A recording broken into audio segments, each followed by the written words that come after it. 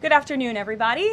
Thank you for being here today. We are going to get to my remarks and Q&A as always, but I do have the FBI director with me here, Kash Patel. You all know him well, and he's here to provide an update for you all with respect to China. As you know, President Trump had a very successful meeting on his trip to Asia with President Xi, where they discussed the need for China to crack down on fentanyl production and distribution, which ultimately makes its way here to the United States of America. And the FBI director recently traveled to China following President Trump's meeting to meet with his counterpart in Beijing. And he has a really positive announcement for the American people to share. So the president wanted me to bring the FBI director out to share that with all of you today. So Kash, please, thank you for being here. Thanks, Karoline. As Karoline mentioned, we have some tremendous news thanks to President Donald J. Trump once again for the American people. As soon as the President of the United States took office, he issued a mandate to rid America of the scourge that is fentanyl, a drug that has killed hundreds of thousands of Americans. Thanks to his leadership and direct engagements with China, we set up a framework to execute that mission 8 months ago. Attorney General Bondi immediately thereafter took steps to engage her counterpart in China at the Ministry of Public Security. Pursuant to their direct discussions, as the FBI director designated to run counterpoint on this, along with the Secretary of State Rubio and Ambassador Perdue and the team here at the White House, we set forward a path to implement the policy needed to crush the plague of fentanyl. Deputy Attorney General Blanche and our teams have been hard at work ever since, ultimately culminating in my trip to Beijing last week. This was only possible due to President Trump's historic engagement with President Xi just a few short weeks ago that set the stage for today's announcement.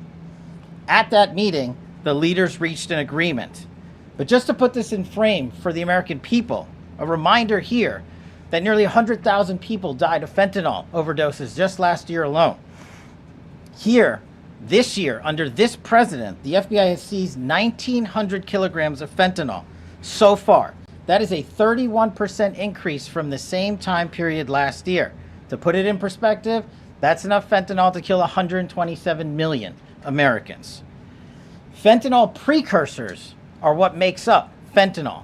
While we, the interagency, the Department of Justice, have been fighting hard to seize and stop drug traffickers, we must attack fentanyl precursors, the ingredients necessary to make this lethal drug. That was the sole purpose of my trip to China, to eliminate these precursors.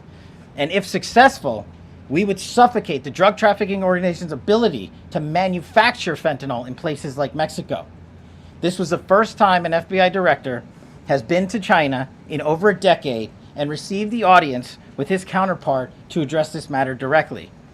And again, thanks to President Trump's direct engagement with President Xi, the government of China committed fully to my engagement there on the ground in Beijing at a level never seen before. While at Ministry of Public Security headquarters, I met with my counterpart at MPS, where the Chinese government agreed on a plan to stop fentanyl precursors. What does that mean? The People's Republic of China has fully designated and listed all 13 precursors utilized to make fentanyl. Furthermore, they have agreed to control 7 chemical subsidiaries that are also utilized to produce this lethal drug. Effective immediately, essentially, President Trump has shut off the pipeline that creates fentanyl that kills tens of thousands of Americans. These substances are now banned, and they will no longer be utilized by the Mexican drug trafficking organizations or any other DTOs around the world to make this drug. This historic achievement has saved tens of thousands of lives. This historic achievement would not have been possible without the tremendous team of President Trump, the Attorney General, the Department of Justice, the Federal Bureau of Investigation, and Ambassador Perdue in China, whose ground-level engagements were imperative to achieving this result. This is yet another example of how President Trump defends the American people, provides security for the American people, and puts the American people first. This is a historic first-in-its-kind achievement by any president to stop the scourge of fentanyl, and it should be championed by every single American. This achievement will save lives. We are thankful for President Trump's steadfast leadership, and this FBI will fearlessly follow in his footsteps to ensure that this mission of safeguarding the American public is achieved every single day. Thank you. Thanks, Karoline. Thank you so much. Appreciate it. Okay. Thank you again, Director Patel. Before we get going, I do have one quick scheduling announcement. Tomorrow, President Trump will be joined by the First Lady in the East Room for an executive order signing aimed at expanding opportunities for education, career development, housing, and other resources for young people transitioning from foster care to adulthood. This is part of the First Lady's Fostering the Future efforts, which are a Be Best initiative. In other news, the Democrats dragged on the government shutdown for 43 days, the longest shutdown in U.S. history. But tonight, thanks to Republicans, the White House is very hopeful that this shutdown is going to come to an end. The damage caused by the Democrats with this reckless government shutdown cannot be forgotten. It is entirely the fault of the Democrat Party. Just look at the vote count. Hundreds of thousands of federal employees have missed their paychecks. Tens of billions in wages and benefits were withheld, impacting vulnerable families. Millions of low-income Americans missed their SNAP benefits. Nearly 20,000 flights at airports across the country were delayed due to staffing shortages, causing Americans to miss family events, vacations, and work obligations. According to Airlines for America, an estimated 5.2 million travelers have had their flights disrupted over the course of the Democrat shutdown. And our economy has lost billions and billions of dollars in economic activity over the course of this shutdown, hurting consumer sentiment and crushing the travel and hospitality industries.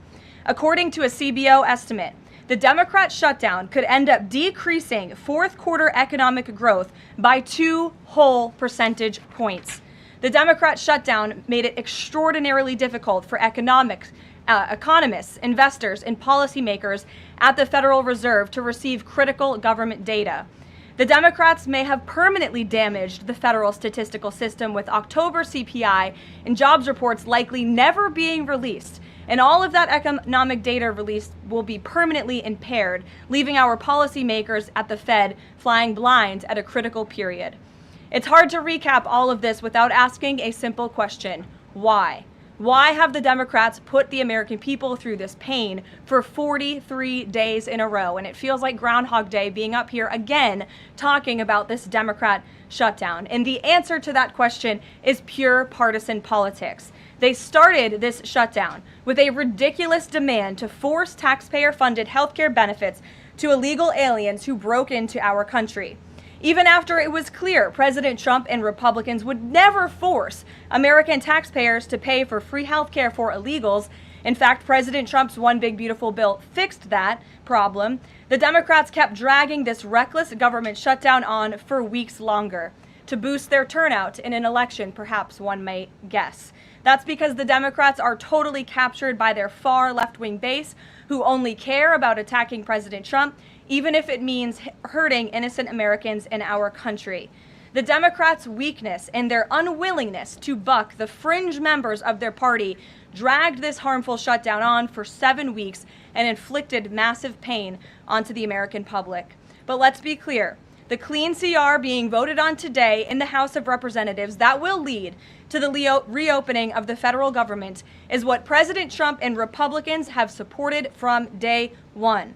Our troops, air traffic controllers, and federal employees will be back to receiving their regular paychecks. Families in need will get back to receiving their food purchasing assistance, and the people's government will soon be back open for business. President Trump looks forward to finally ending this devastating Democrat shutdown with his signature, and we hope that signing will take place later tonight. On another matter, I want to address the affordability issue that's received a great deal of media attention this past week, which is ironic because it didn't receive that much attention when Joe Biden was here and inflation was at a record high 9%, the worst inflation crisis in modern American history. And President Trump won a landslide election in part to address the affordability issues created by Joe Biden and the Democrats. And that's exactly what President Trump has done since day one of his administration. Since the first day in office and every day since, the Trump administration has taken aggressive action to fix the Biden-created cost of living issues. The notion that the same Democrats who just shut down the federal government to sabotage our economy, rob people of their paychecks, and also helped Joe Biden ratchet up inflation to 9%, are now suddenly affordability champions. That notion is completely absurd. And it's something only the liberal media would have the gall to push. But the reality is that President Trump and his administration have done so much to lower prices and increase the economic prosperity of the American people. And this president and his team of amazing economic advisors are going to keep working on this issue every single day. In less than 10 short months, President Trump signed the largest middle-class tax cuts in American history, including no tax on tips, overtime, and Social Security, which will guarantee that next year Americans are going to put more money back into their pockets. The president has completely unleashed American energy dominance to help bring gasoline prices to the lowest in 5 years, and we expect them to continue to decrease. And it has also lowered energy costs overall. There is more work to do, but again, the president's deregulatory and pro-American energy agenda is absolutely going to continue to drive down prices. This formula worked in the president's first term, and we expect that it's going to work again. And this is key because we know energy costs are the #1 driver of inflation. Again, just look at what Joe Biden did to our energy industry over the past 4 years of his administration, and look at what happened to inflation as a result. Everything became more expensive. To lower prescription drug prices and healthcare costs, the president has been working around the clock on this issue. He is obsessed with negotiating these good deals on behalf of the American people to bring down pharmaceutical costs and drug costs for Americans, and he has done so on a number of fronts. You have seen him discuss that in the Oval Office several times. To fuel small businesses, lower their costs, and incentivize hiring, the Trump administration has already cut 30 unnecessary regulations for every new one on the books, which we know will save employers and small businesses across the country thousands of dollars in regulatory burdens. All of these pro-Trump policies are working, and they will continue to work. Wages are rising at the fastest pace of the start of a presidential administration in 60 years. The cost of the typical new mortgage is down by nearly $3,000 per year. There's much work to do, and this administration will continue to do it. But President Trump has already made great progress in cleaning up the economic disaster that was created by Joe Biden. With that, I will take your questions today, and in our new media seat, we have Bev Turner, who works for a new outlet, a UK outlet, but based here in Washington, D.C., GB News. Bev, thank you for being here today. Why don't you kick us off? Thank you, Caroline. So the clock is ticking on the Friday deadline by which the BBC must retract and apologise for their malicious edit of the President in the documentary shown last year. The recently resigned Director General of the BBC yesterday described the organisation as the very best of society and blamed the enemies of the BBC for this outcome. Also yesterday, a senior government minister launched a fierce defence of the channel in the House of Commons, saying that the broadcaster remains a light on the hill for people all over the world. So, does the President feel that the network is taking the situation seriously? Does he believe that they've shown sufficient regret?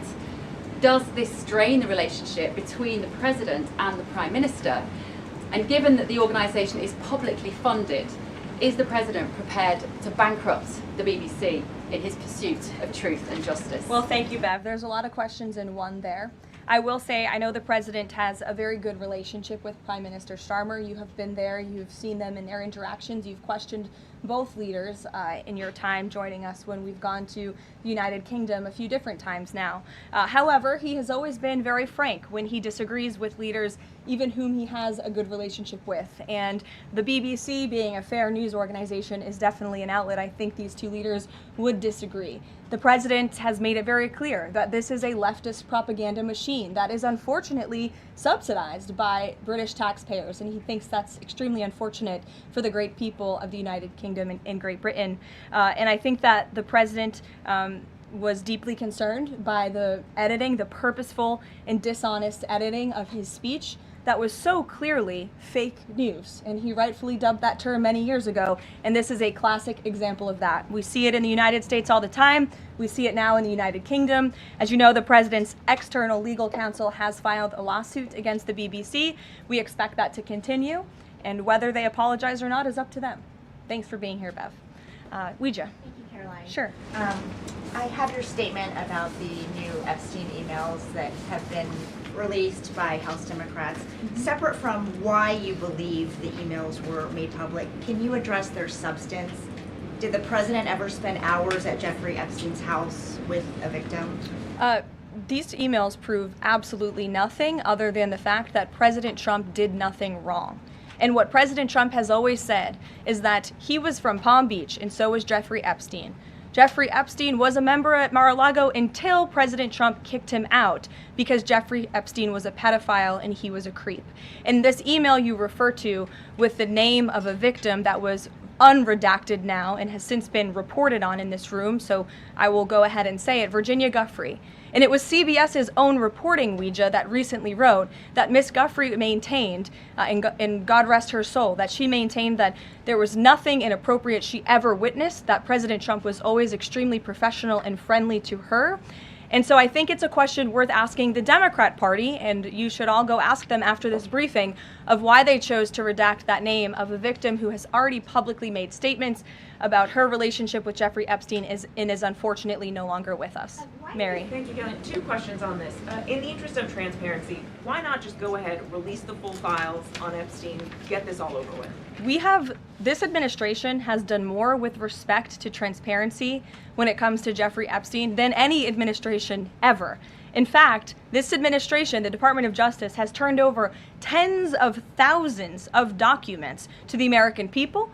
We are cooperating and showing support for the House Oversight Committee. That's part of the reason you are seeing these documents that were released today, because of the House Oversight Committee's and Republicans' efforts to get these out to the public. This administration also moved, the Department of Justice also moved to unseal grand jury testimony, which we know, unfortunately, a judge declined those requests. So this administration has done more than any, and it just shows how this is truly a manufactured hoax by the Democrat Party. For now they're talking about it all of a sudden because President Trump is in the Oval Office. But when Joe Biden was sitting in there, the Democrats never brought this up. This wasn't an issue that they cared about because they actually don't care about the victims in these cases. They care about trying to score political points against President Trump, as we have, of course, seen with this government shutdown. And this entire thing, again, it's not a coincidence to the American people at home. There are no coincidences in Washington, D.C. And it is not a coincidence that the Democrats leaked these emails to the fake news this morning ahead of Republicans reopening the government. This is another distraction campaign by the Democrat and the liberal media, and it's why I'm being asked questions about Epstein instead of the government reopening because of Republicans and President Trump. But given your Reagan. interest in transparency, Karoline, why are White House officials then meeting with Representative Boebert in an effort to try and get her to not sign this petition calling for the release of the files? Doesn't it show transparency that members of the Trump administration are willing to brief members of Congress whenever they please? Doesn't that show our level of transparency? Doesn't that show the level of transparency when we are willing to sit down with members of Congress and address their concerns? That's a defining factor of transparency. Having discussions with members of Congress about various issues, and I'm not going to detail conversations that took place in the Situation Room in the press briefing room. Reagan. I have a question about the government shutdown. Thank you. The Middle East. I'm glad someone does. First, on the government shutdown, the shutdown deal reverses the administration's reps, and it also prohibits more from happening until the end of January. I'm wondering if the president had input on this element of the deal, and if he's at all disappointed that's going to reverse the downsizing of government that they did during the shutdown. I mean, look, I think it's about 6,000 workers total. When you look at that in comparison to the reduction in the federal workforce that this administration has done since January to get rid of the waste, the fraud, the abuse, and to reduce the size of our federal bureaucracy, we've done a lot of great work on that front, and we will continue to. But obviously, the president's main priority was to reopen the federal government and get people back to work, and that's what this deal accomplishes. There's been reports in Israeli media that the U.S. is considering building a temporary military base on the Gaza border. Can you confirm these reports? So I had a conversation directly with the reporter who wrote this article, and this article was based on a single piece of paper, an inquiry that somebody in the Department of Navy made about an idea that may happen in the future.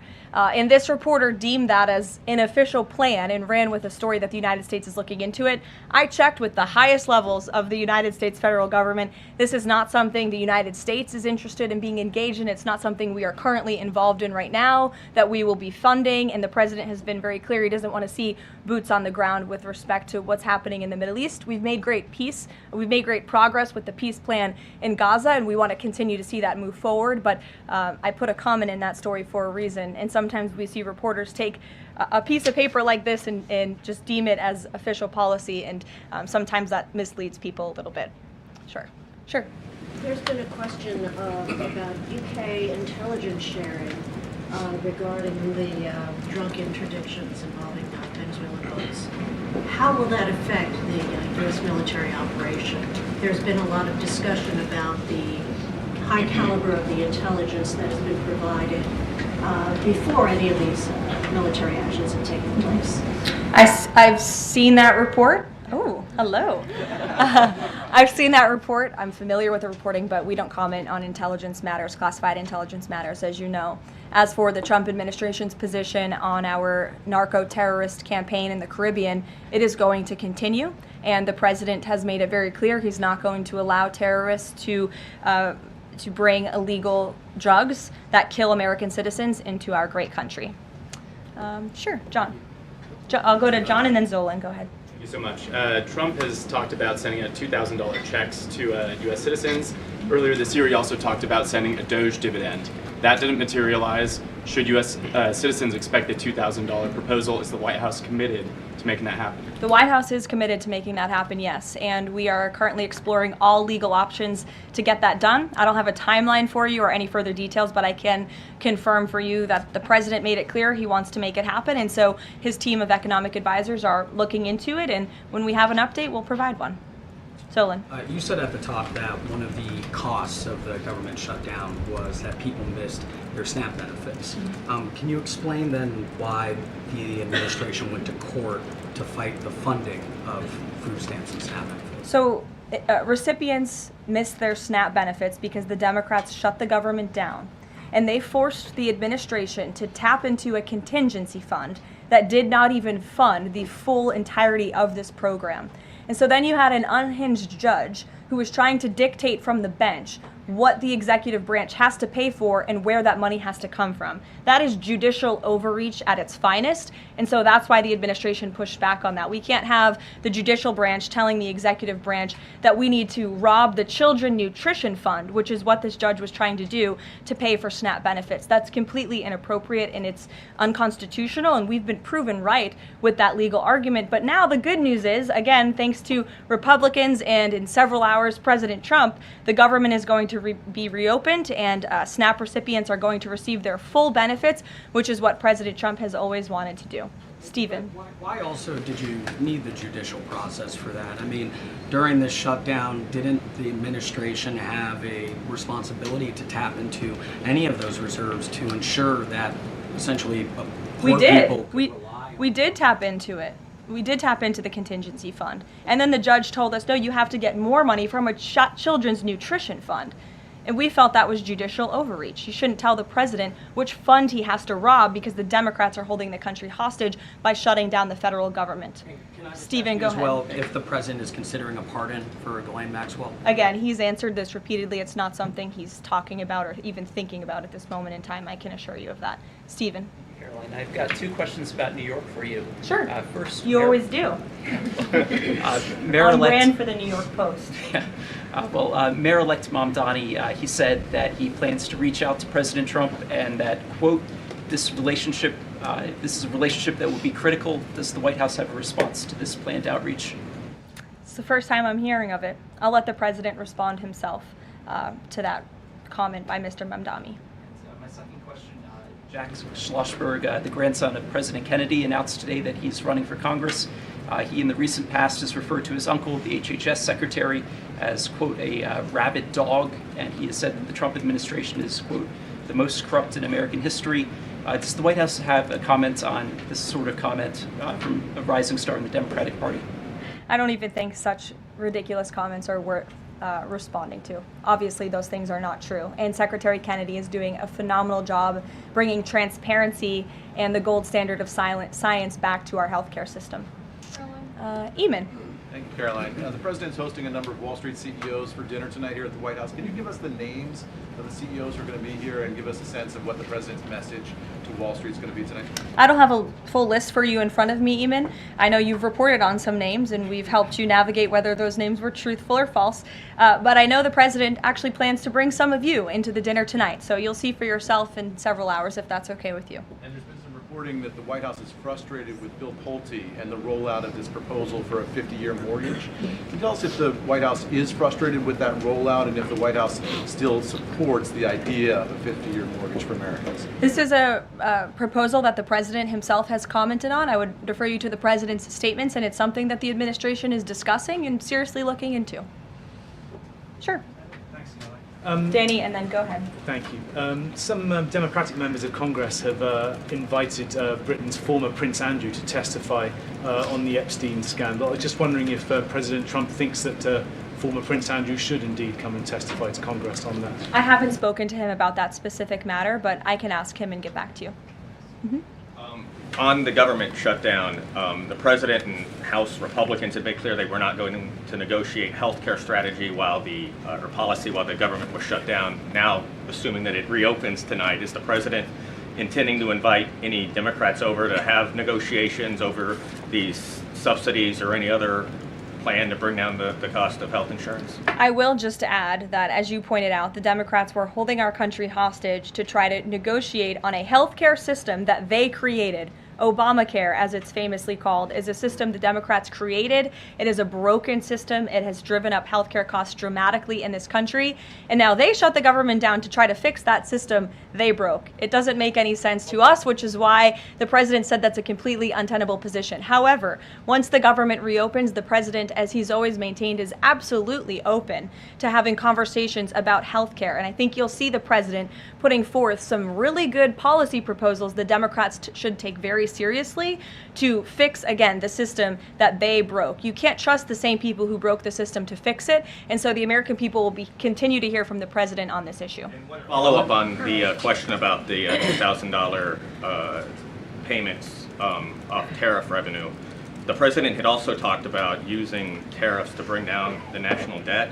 Would this be in lieu of that? Like, this is now the new way to maybe to use that tariff revenue? No, the President put out a statement on this clarifying he wants to do both things with the tariff revenue that he's bringing into this country. Trillions of dollars are expected to continue to pour in, and it's part of the reason that the Supreme Court case is so vital for our country's future, to restore our manufacturing industry in this country, to protect our national security, to continue to allow the President to use tariffs as leverage to negotiate economic deals that are good for our national security, and that revenue can then be used for various reasons, to pay down our debt and also perhaps to give these rebate checks back to Americans, which again the White House is exploring the legal options of how we can get that done.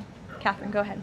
Caroline, Viktor Orban said this week that President Trump has promised Hungary some kind of financial shield. Do you have any details on how that will be structured or what that would look like? I don't, but I'm happy to check with the National Security Council and get back to you. One more. You recently said you'd check with President Trump about why he needs to get an MRI on his recent trip to Walter Reed. Do you have any more detail on that? I do, and I'm glad you asked. As stated in the memo provided on October 10th, President Trump received advanced imaging at Walter Reed Medical Center as part of his routine physical examination. The full results were reviewed by attending radiologists and consultants, and all agreed that President Trump remains in exceptional physical health, which I know all of you will see with your own eyes later this evening when he opens up his dinner to the press, and perhaps you will see him when he signs the bill to reopen the federal government. So stay tuned on plans for that. Thank you, everyone.